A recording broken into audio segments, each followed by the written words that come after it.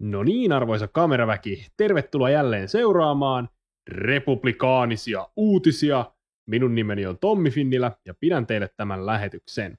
Ja tänään me katsotaan, miten Kolumbia yritti pullikoida Trumpin suunnitelmia vastaan, ja katsotaan myös, että minkä takia Trump on säätämässä tariffeja Taiwanille. Pidemmittä puheitta, mennään itse uutisten pariin. Joo, ensimmäisenä meillä on tässä tämmöinen tapaus, kun Trump käynnisti totta kai kotimaassaan nämä hänen lupaamansa massakarkoitukset, jotka kohdistuu laittomiin maahanmuuttajiin, ja ensimmäisenä luvan sai lähteä rikoksia tehneet laittomat maahanmuuttajat. Näitä sitten lähdettiin kuljettamaan niihin maihin lentokoneteitse, josta nämä maahanmuuttajat oli Amerikkaan tullut, ja ensimmäisenä lähti Kolumbiaan, tai ensimmäisten joukossa lähti nyt Kolumbiaan 2 lentokoneellista tämmöisiä rikoksia tehneitä laittomia maahanmuuttajia. No Kolumbia ei tykännyt tästä pätkän vertaa ja sanoi, että ei me oteta näitä teidän maahanmuuttajia vastaan, että pitäkääpä ne siellä Amerikassa, että miksi me haluttaisiin ottaa näitä rikollisia tänne meidän ongelmaksi. Ja voitte kuvitella, miten tässä kävi. Kolumbialla ei ehkä ole ne kaikkein keskeisimmät pelimerkit kilpailla Amerikkaa vastaan tällaisessa asiassa, varsinkin kun heidän kaupankäynti on aika Amerikka-riippuvaista, joten Trump sanoi, että selvä homma, omapaan päätöksenne, me lyödään teille 25% tullimaksut, eli tariffit, ja jos ette viikossa saa tätä hommaa kuntoon, niin mäpä tuplaan sen 50%. No sitten sen jälkeen Kolumbian tämä presidentti totesi, että kyllä mekin voidaan lyödä Amerikalle tulleja, mutta tämähän oli selvää tämmöistä bluffia ja kiertelyä ja kaartelua, ettei hän menettäisi aivan täysin kasvojaan. Siis Kolumbialla ei ole resursseja lähteä kauppasotaan Amerikan kanssa, koska heidän se vienti riippuu niin paljon Amerikasta. Oho. Noin, tarkistin vielä tästä ja tosiaan sanoi vielä tämä presidentti, että Kolumbia sen lisäksi, että se on kaunis maa, niin se on myöskin maailman sydän. Kolumbia siis. Ja myöskin hän sanoi, että amerikkalaisia on laittomasti Kolumbiassa, eli yritti niinku väittää Trumpille vastaan ja yritti pelata tätä Trumpin peliä. Mutta niin kuin me kaikki tiedetään, niin Trumpin peliä ei voi pelata Trumpia vastaan. Amerikka on yksinkertaisesti liian vahva sellaiseen. Ja eipä mennyt kauaakaan, kun Kolumbia ja Yhdysvallat pääsi yllättäen sopuun. Ja tämä on mun mielestä hauska, kun tämä on uutisoitu täällä Suomessa tälleen, että Trump perui pakotteet. Ja vähän niin kuin, että Trump on nyt perääntynyt tässä jutussa. Kuunnelkaa kaikki ihmiset. Trump antoi periksi, Trump onkin heikko. Mutta siis fakta on se, että Kolumbia totesi, että okei, me otetaankin nämä vastaan, että joo, että sori, että vähän tuossa keulittiin ja yritettiin pullikoida. Kyllä me otetaan nämä meidän omat kansalaiset, jotka teidän maahan tullut laittomasti ja rötöstellyt siellä, niin me otetaan kyllä sittenkin nämä takaisin. Sori siitä äskeisestä.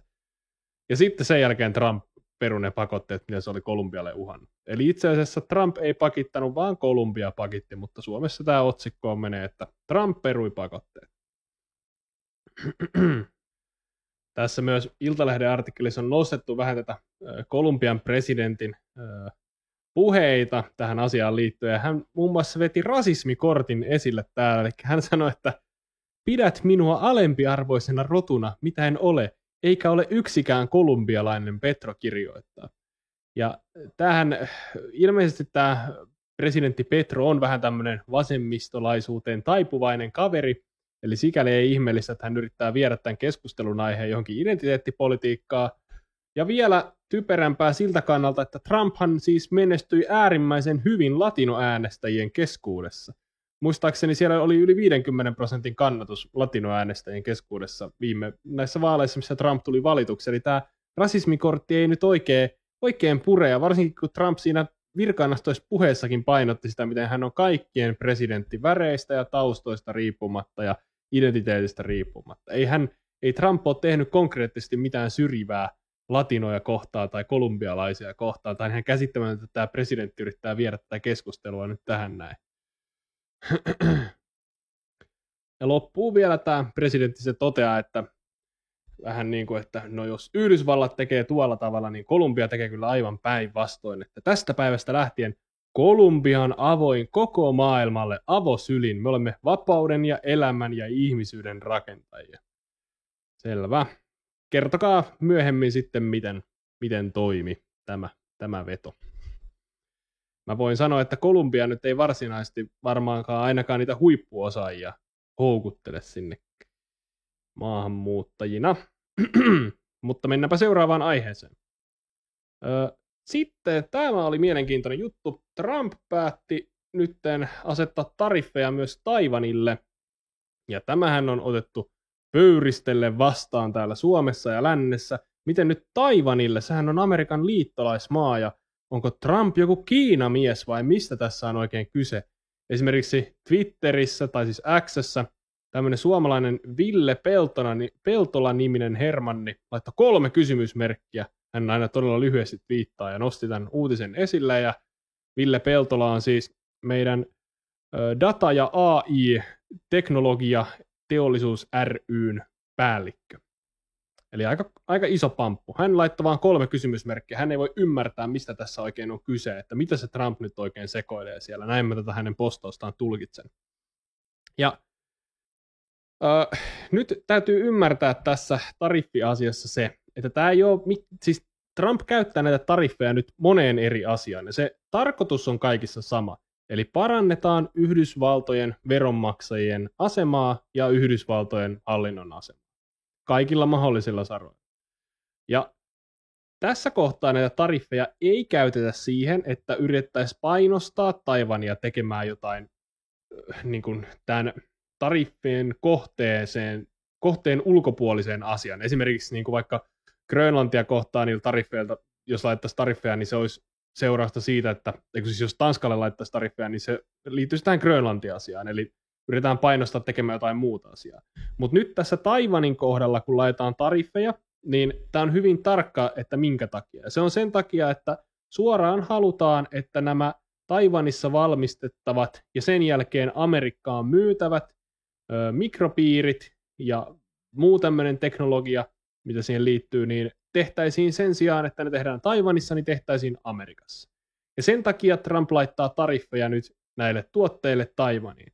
Eli idea on se, että nämä erittäin rikkaat, ihmettä siitä ei ole puhuttu, että nämä on nyt multimiljardöörejä ja jättimäisiä yrityksiä, millä on valtavat resurssit ja sitä kautta vipuvarret toimia, miten huvittaa niin kuin yleensä aina vasemmisto räyhää, niin idea on nyt siis se, että nämä massiiviset yritykset perustaisivat niiden tuotantolaitokset Amerikkaan niiden tuotteiden osalta, mitkä sen sitten myy sinne Amerikkaan. Eli käytännössä Trump katsoo tätä sillä tavalla, että hetkinen, että meillä on massiivinen rahavirta ulos täältä maasta, Amerikasta, ja se menee kaikki Taiwaniin, ja me ostetaan sieltä näitä tuotteita. Ja mikä tästä tekee vielä kummallisemman tässä tilanteesta on se, että tämä on ollut Yhdysvaltojen strategia. Ne ovat niin kuin, tukeneet sitä, että tämä sirutuotanto siirtyy maan ulkopuolelle, missä ei ole kyllä minkäänlaista järkeä. Ja kun puhutaan, että ei ole minkäänlaista järkeä, niin silloin me tiedetään, että no siellä on kukapa muukaan taustalla kuin presidentti Biden. Ja Bidenin hallinto oli allekirjoittanut tämmöisen sopimuksen tai strategian, että he investoivat yli $52 miljardia ulkomaan sirutuotantoon. Ja nyt, jos te mietitte hetkinen, Taiwanissa nämä yritykset tuottaa yli 50% maailman näistä mikropiireistä. Ja he ovat siis aika hyvässä markkinatilanteessa ja taloudellisesti voivat varmaan aika hyvin. Ja jos Amerikka on niille todella iso asiakas, joka ostaa näitä siruja sieltä Taiwanista, niin minkä takia Amerikan täytyy vielä rahoittaa $52 miljardilla näitä yrityksiä, jotta ne rakentavat niitä tehtaitaan sinne Amerikan ulkopuolelle? Tässä ei ole niin kuin minkäänlaista järkeä tässä Bidenin päätöksessä. Ja nyt tästä Trumpkin puhui. Hän sanoi, että tässä ei ole niin kuin minkäännäköistä järkeä tässä jutussa, että nyt me halutaan, että ensinnäkin, että nämä yritykset, jotka on superrikkaita, niin he rakentaa itse omalla rahallaan nämä tehtaat, koska heillä on siihen varaa, ja se on heille kannattava liiketoiminta siitä huolimatta, että Amerikka ei sitä tukisi. Ja mieluusti vielä ne rakentaisivat nämä tehtaat sinne Amerikkaan, missä he myyvätkin näitä tuotteitaan amerikkalaisille. Ja silloin siirtyy työpaikat jenkkeihin, jenkkiläiset työntekijät pääsee töihin, tämätä kautta talous paranee Amerikassa. Ja sitten myöskin se yritys tekee siellä hankintoja ja muuta, niin verotuloja menee Amerikkaan. Eli se rahavirta ei ole enää niin kaikki rahat sinne Taiwaniin, vaan osa rahoista jää nyt sinne Amerikkaan paremmin niin kuin pyörimään ja siihen Amerikan talouteen. Se on tässä nyt se ajatus. Ja mun on ehkä hyvä sanoa vielä tähän väliin, että mä en ole mikään taloustieteilijä, eli tää tulee vähän tälleen niin kuin teekkarin ja diplomi-insinööriopiskelijan suusta tämä talouspuhe tässä, mutta tämä on niin kuin tälleen rautalangasta väännetty ja tämmöinen niin kuin pähkinämalli tästä asiasta ja miksi näin toimitaan. Eli ajatuksena se, että saadaan pidettyä rahat paremmin Amerikassa ja varsinkin, ettei sen kaupankäynnin lisäksi vielä oikein kipata sitä rahaa niille firmoille, että tehkään please ne teidän yritykset sinne Amerikan rajojen ulkopuolelle. Tässä on teille 52 miljardia dollaria, huom. Mä en tiedä, minkä kokoinen tehdas täytyy olla, että se maksaa niinku kymmeniä miljardia dollareita. Ihan uskomatonta. Tai edes jos niitä olisi useampia. Vaikka ne rakentaisi 52 tehdasta, miljardi per tehdasko. Ihan uskomaton meininki. Ja sitten vielä totta kai se, mikä tässä asiassa täytyy huomioida, niin tässä on kyse myös kansallisesta turvallisuudesta Amerikalle. Eli nyt just muistetaan, että se Taiwan on ihan siinä Kiinan edessä, Kiinan vaikutuspiirissä, ja Kiina haluaa sen Taiwanin siitä napata. Jos Amerikan tämä sirutuotanto ja mitä kaikkea tähän kuuluu, näytönohjaimia ja prosessoreja ja muita, niin jos se nojaa siihen Kiinan etupiirissä ikävä kyllä olevaan Taiwaniin, niin mitä tapahtuu tälle sirutuotannolle ja kaikelle Amerikan niin kuin huoltovarmuuden näkökulmasta, jos syntyy konflikti Kiinan ja Amerikan välillä? Eli tässä on nyt myös siitä kyse, että tavallaan huoltovarmuusnäkökulmasta, että Amerikka saa näitä kriittistä teollisuutta siirrettyä takaisin sinne kotimaahan, niin siitäkin kannalta tämä tariffien laittaminen ja sitä kautta tämän toimen pakottaminen on ihan järkevää. Ja tämä on se, miten tästä täytyy huomioida. Sinänsä nämä muut pointit on ihan valideja, mitä tässä kerrotaan, eli erilaisten tuotteiden hinta tulee nyt nousemaan näiden tariffien myötä. Joo, se on totta hetkellisesti, mutta täytyy ymmärtää, että kun ne tuotteet kallistuu, niin silloin syntyy markkinoille motivaatio rakentaa kotimainen sirutuotanto, teollisuus tai näille yrityksille, jotka kuitenkin, jos joku yritys katsoo, että okei, meille nyt annetaan tämmöiset tariffit, jos me tehdään täällä tätä näin. Että meille olisi halvempaa ja meidän liiketoiminnalle olisi kannattavampaa nyt siirtää näitä tehtaita Amerikkaan ja myydä siellä. Silloin me yritysjohtajat ja tämä yritys tekee enemmän voittoa. Niin silloin he myös sen tekevät. Mutta tämä jotenkin unohtuu kokonaan tästä niinku summauksesta ja uhkakuvien maalailujen lomassa, niin jää täysin sanoma. Ja tämä huomaan, että tämä on ollut myös muutenkin, niin semmoinen, kun ollaan puhuttu Trumpin tariffeissa, niin ei olla ehkä jotenkin, ollaan unohdettu se, että se tarkoitus on nimenomaan siirtää sitä teollisuutta sinne Amerikkaan, ja sitten, että jos tulee tariffeja ja ne hinnat kallistuu, niin silloin joku muu pystyy tuottamaan niitä halvemmalla. Ja se on se niin kuin idea tässä. Eli se hintashokki on hyvin luultavasti vain hetken aikainen näille tuotteille. Mutta edelleen en ole taloustieteilijä. Noin. Sitten tämmöinen uutinen. Trump oli tosiaan aikaisemmin lähtenyt maailman terveysjärjestöstä, ja siihen oli syynä se, että Amerikka maksoi aikaisemmin 18% koko WHO:n budjetista.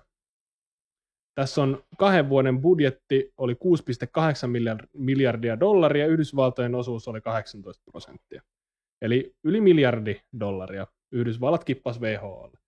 Ja nythän tämä on sikäli hauskaa, että maailman terveysjärjestö, mutta Yhdysvallat, jossa on paljon vähemmän ihmisiä kuin esimerkiksi Kiinassa tai Intiassa, niin he maksaa siitä valtaosan sitten sen terveysjärjestön toiminnasta. Niin Trump jälleen diilin tekijänä katto, tämä ei näytä kovin hyvältä amerikkalaiselle veronmaksajalle, miksi me taas maksetaan kaikkia muiden laskuja, eikä hän lähetä tästä puljusta. Ja näin Trump teki.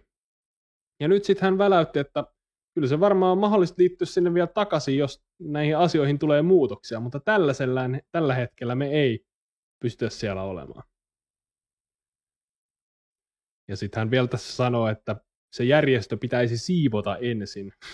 En tiedä, mitä sillä tarkoitetaan, mutta luultavasti sama ilmiö, mikä on käynyt myös muissakin instituutioissa. Eli sinne on jotenkin onnistunut pesiytymään tämmöinen radikaali vasemmistolainen identiteettipolitiikka ja yleisesti tämmöinen äärivasemmistolainen politiikka. Niin Trump varmaan siitä tunnetusti ei kovin paljon pidä, niin hän haluaa, että semmoinen myös sieltä siivotaan pois, että se keskittyisi paremmin siihen oikeaan tehtävänsä se koko laitos. Sitten Stubbilta oli hyvä lausunto. Tämä oli mun mielestä aivan täyttä asiaa alusta loppuun tämä artikkeli, mitä Stubb puhuu Trumpista. Mun mielestä hän suhtautuu Trumpiin juuri sellaisella vakavuudella, joka täytyy olla, ja arvostavasti, mutta myöskin sillä asenteella, että Suomen ei tietenkään täydy kumarrella kaikessa Amerikkaa, vaan täytyy myöskin ajatella, mikä meille on hyvä. Että hän ei ole mikään Trumpin fanipoika kuitenkaan. Niin kuin, vaikka itse tällainen fanipoika olenkin, niin toivon, että meidän presidentti meistä ole, koska presidentin tehtävä on miettiä ensisijaisesti Suomen etuja. Tässä artikkelissa muutama kohta, mikä haluan nostaa esille, niin ensimmäisenä tämä, mitä hän Stubb kommentoi Grönlantiin liittyen, eli olen luonnollisesti keskustellut aiheesta paljon Tanskan pääministerin kanssa. Sen verran voin sanoa, valtion perustavanlaatuisia periaatteita ovat itsenäisyys, suvereniteetti ja alueellinen koskemattomuus. Eli hän listaa tässä valtion perusperiaatteita. Ja sitten hän toteaa, että tässä mielessä Grönlannin tulevaisuus kuuluu yksinomaan grönlantilaisille. Eli Stubb käytännössä todella viisaasti tässä ei ota suoraan siihen kantaa, että mitä Tanskalla on sananvaltaa tähän Grönlanti-asiaan, vaan hän ikään kuin siirtää sen päätöksen tästä ja päätösvastuun tavallaan grönlantilaisille, mikä on aika kivasti siinä Tanskan ja Amerikan välissä, kun miettii tätä koko kysymystä. Nimittäin grönlantilaiset itsehän ovat ilmaisseet halukkuutensa itsenäiseksi valtioksi. Heillä on siellä, niin kuin on tässäkin ohjelmassa sanonut moneen kertaan, niin itsenäistymisministeri. Ja jos heistä tulisi Amerikan liittovaltion valtio, niin siinä mielessä heidän asemansa parantuisi, että heistä tulisi ihan oikea valtio, joka olisi sitten kuuluisi tähän Amerikan liittovaltioon. Ja voi olla, että Stubb tässä tavallaan tietää, mikä on realismia, ja tietää, että miten tätä asiaa kannattaisi lähteä katsomaan, eli just sen grönlantilaisten oman mielipiteen ja heidän päätöksen kautta. Ja sillä sitten, jos Grönlanti on sitä mieltä, että näin voidaan toimia, niin sitten asia on just näin. Eli ei liikaa nyt hirttäydytä siihen, että Tanskalla on oikeus olla tämä, ja Tanska kyllä pystyy puolustamaan Grönlantia, ja tämä hajoittaa NATOa ja muuta. Stubb ei ole nyt lähtenyt tämmöiseen uhkakuvien maalailuun, niin kuin yleisesti vasemmistolaiset on täällä Euroopassa lähtenyt, ja myöskin meidän vasemmistolainen media, vaan pysyy aika, tavallaan on valinnut tarkkaan, että mitkä on hänen mielestään ne kulmakivet tässä asiassa. Ja hyvin on mun mielestä valinnut. Ja sitten kanssa Stubb toteaa, että toivoo näkevänsä 4 vuoden kuluttua entistä vahvemman Naton. Hän myös uskoo vahvasti, että Yhdysvallat on yhä 4 vuoden päästä Naton jäsen. Ja tämä tulee menemään just näin. Trump painostaa Eurooppaa ottamaan enemmän vastuuta omasta puolustuksestaan. Se luonnollisesti vahvistaa NATOa. Ja mä tiedän, että jotkut Trumpin kannattajat täällä Suomessakin, yleensä tämmöiset vähän venäjämieliset, niin on viljellyt tämmöistä ajatusta, että Trump tulee vetämään Yhdysvallat NATOsta. No näin ei tietenkään tule käymään. Se on ihan siis järjetön ajatus. Amerikka ei halua tulla luopumaan suurvalta-asemastaan. Ja se ikävä kyllä murenee, jos se NATOsta lähtee, koska se on niin kuin keskeinen kulmakivi. Mutta Trump kyllä käyttää tätä NATOsta lähtemistä eräänlaisena neuvottelukorttina. Ja hyvä, että se täällä lännessä suhtaudutaan siihen ihan hirveällä paniikilla ja luullaan oikeasti, että Amerikka on lähdössä NATOsta, koska jos tätä pelkoa ei olisi, niin siinä tapauksessa me ei otettaisi meidän omaa puolustusta vakavasti ja ei lisättäisi meidän puolustusbudjettia. Ja sitten totta kai, että nyt aikaisemmin niin tässä on niin kuin hyvin vahvana se mitä jos-elementti. Eli Trumpin täytyy pitää se optio totta kai auki, että USA voi lähteä Natosta. Eihän USA kannata semmoisen sotilasliittoon jäädä, jossa he vaan maksaa kaiken ja kaikki muut elää siivellä. Niin totta kai sellaisessa tilanteessa Amerikka tulisi lähteä sieltä. Mutta nyt on kaikkien etujen mukaista se, että Eurooppa ottaa enemmän vastuuta omasta puolustuksestaan, ja kun he näin tekevät, niin silloin Amerikka, Yhdysvallat pysyy Naton jäsenenä, ja sitä kautta maailman poliisina ja vahvana supervalta. Näin. Tosiaan mun mielestä hyvä lausunto Stubbilta kaikin puolin. Ja sitten vielä viimeisenä uutisena vähän Elon Muskista. Elon Musk oli nyt, tässä on Seura-lehti tehnyt tämmöisen otsikon, että minkä takia Elon Musk raahaa sen pientä poikaa joka paikkaan mukana. Ja täällä oli sitten analysoitu. Ja muutenkin tämän aiheen ympäriltä on vasemmistomediat analysoinut, että no se johtuu siitä, että se haluaa noita niin kuin pisteitä siitä, että hän on perheellinen mies. Hän niin kuin kalastelee huomiota ja rakentaa tämmöisen perheellisen miehen imagoa. Ja sitten joku oli siis vasemmistolainen, olettaen tämmöinen jonkinlainen trans-henkilö, ainakin hän on trans-lippu nimensä perusteella, X:ssä kirjoittanut tällä tavalla, että no, tässä, että hän käyttää niin kuin tätä poikaa ihmiskilpenään. Se oli tämän Brandy Bryantin niin kuin näkemys tästä, että minkä takia Elon Musk raahaa lastensa mukana joka paikka. Tämä on aivan törkeä juttu. Ja Seura-lehti olisi päättänyt, että no tämäpä oli hyvä kommentti, että näinhän se voikin olla, että nostetaanpa tämä tähän meidän juttuun kanssa, että tämä on niin kuin karuin internet-väite myöskin, että nyt tämä on hyvä nyt ihmisten tietää, että tämä saattaa olla se juttu. Ja mä voin sanoa Brandy Bryantille nyt, jolla ei uskoakseni ole omia lapsia, että näin niin kuin isänä minulle ei tulisi koskaan mieleen käyttää omaa lastani ihmiskilpenä. Tämä on niin kuin suoraan sanottuna häpeällistä ja jotenkin niin kuin, tämä vaan osoittaa, miten vääristynyt moraali tässä niin kuin kyseessä on. Niin kuin, isänä sä et ikinä niin kuin, käyttäisi lastasi ihmiskilpenä, tai sitten sä oot kyllä niin kuin, todella selkärangaton ja moraaliton ihminen. Ja mä uskon, että Elon Muskilla, miksi hän, niin kuin, yksi syy voi olla tämä, mitä tässä artikkelissakin on listattu, että hän yrittää kalastella sillä jotain pisteitä, mutta mä en ihan ymmärrä, että keneltä hän niitä kalastelee. Hän ei ole niin kuin, mitenkään poliittinen toimija, hänen firmansa menestyvät hyvin, hänellä on niin kuin, käytännössä rajaton budjetti ja loputtomasti rahaa. Mä en ihan tajua, että keneltä hän niin kuin, niitä pisteitä kalastelee. Hän on nyt viime kuukausina osoittanut sen tällä Trumpin tukemisella, että häntä ei kiinnosta se, jos puolet maailmaa häntä vihaa. Niin mä uskon, että tässä on kyseessä vaan se, että no ensinnäkin Elon, hän on kiireinen mies, niin hän varmasti haluaa viettää mahdollisimman paljon aikaa pienen lapsensa kanssa. Tuossa iässä varmaan mies alkaa ymmärtää viimeistään, että mikä elämässä on tärkeintä. Hän haluaa olla lapsensa kanssa. Ja sitten, jos mä olisin isä ja mulla olisi pieni lapsi ja mä olisin noin vaikutusvaltaisessa asemassa kuin Elon Musk, niin mä haluaisin, että se lapsi pääsisi kokemaan myös noita samoja asioita kuin minä itse. Kyllä mä voisin hyvin kuvitella, että mä ottaisin sen mukaan, jos pääsisi käymään vaikka valkoisessa talossa, niin sit voisi sille muistutella, kun se on vanhempi, että ajattele, miten hienoa oli, kun pääsit isin kanssa käymään valkoisessa talossa tai muuta. Niin varmasti se lapsi on kiitollinen näistä jutuista osittain myös niin kuin tulevaisuudessa. Ja tämä mun mielestä sitä kantaa jotenkin niin positiivisia puolia, tästä ei ole oikein missään onnistuttu hakemaan. Tämä on ollut hyvin pitkälti internetissä tämmöistä niin kuin Elonin sättimistä, ollaan miettinyt sen pahimman kautta, että minkä takia se nyt raahaa sitä lastensa siellä.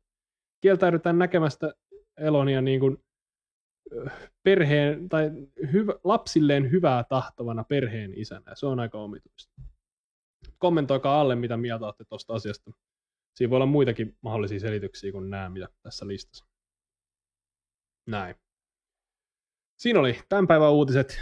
Mä nyt yritän pumpata näitä jaksoja teille pikkasen ahkerammin, eli saataisiin näitä silloin aina ulos, kun jotain asioita tapahtuu, eikä silleen viikkoa myöhemmin. Edellinen jakso sai tosi paljon tykkäyksiä ja myös paljon uusia seuraajia tuli kanavalle. Iso kiitos siitä. Vetää jälleen mielen nöyräksi. Mä oon todella otettu siitä, että jaksatte näitä videoita katsoa.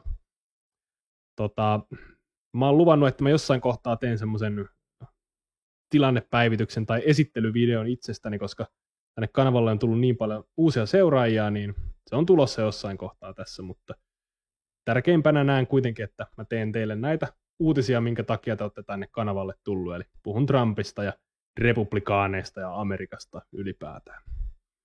Ja monet on siellä kommenteissa puhunut siitä, että onpa hienoa, että on tämmöisiä toimittajia, niin nyt haluan painottaa, että en ole mikään toimittaja, en ole myöskään taloustieteilijä, niin kuin tuossa aikaisemmin totesin. Tämä on viihteellinen ohjelma ja olen korkeintaan kommentaattori, mutta kiitos kaikista kehuista, ne kyllä lämmittää todella paljon mieltä. Ja edelleen voin todeta, että luen ihan kaikki kommentit, mitä jätät tänne YouTuben kommenttikenttään, ja vastailenkin niihin sitä mukaan, kun kerkeän, mutta ihan kaikkeen valitettavasti en kerkeä vastaamaan.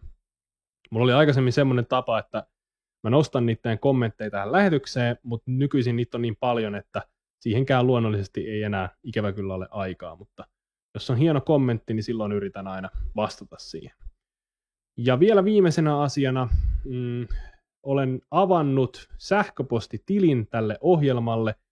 Sen osoite oli muistaakseni republikaaniset.uutiset@gmail.com, mutta joka tapauksessa löytyy täältä videon kuvauskentästä. Jos teillä on jotain todella tärkeää asiaa tai jotain, mitä ette halua kaikkien ihmisten nähtäville sinne Google tai tänne YouTuben kommenttikenttään, niin laittakaa sinne sähköpostiin viestiä tulemaan. Niin sitä mä seuraan sitten myöskin. Ja jos on jotain, no ei nyt varmaan vielä kellaa mitään yhteistyöehdotuksia, mutta kaikki tämmöiset mahdolliset, niin voi sinne laittaa. Ja jos on jotain uutisvinkkejä tai muuta, niin sinne vaan viestiä. Kiitos kaikille videon katsomisesta ja me nähdään taas seuraavan videon parissa. Muistakaa henkilökohtaisessa elämässänne vastustaa perkelettä, Timo Soinin sanoin. Näkemiin!